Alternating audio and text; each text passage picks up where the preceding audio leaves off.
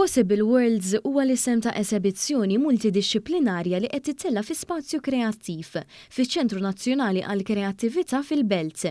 Din l-esebizzjoni turi xogħol artistiku multimedjali minn artisti rinomati filwaqt li tidħol fi tħassib ambjentali urġenti li jirriżulta mill-espansjoni urbana u mill-impatt konsegwenti fuq l-ambjent naturali u soċjali. Qed tipprovdi pjattaforma kemm għall-artisti Maltin kif ukoll internazzjonali biex jippreżentaw il-perspettivi tagħhom firxa rikka ta' xogħlijiet artistiċi.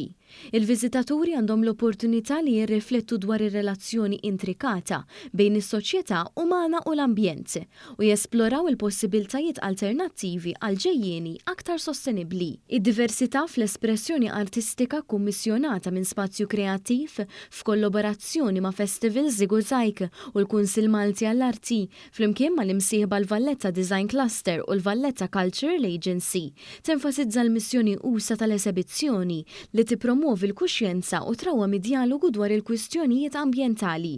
Il-kuratura Niki Petroni qalet li din l-esebizzjoni hija spazju għat-tagħlim biex tgħin lill-udjenzi japprezzaw l-arti. Parti importanti tal-proġett huwa il-parti edukattiva.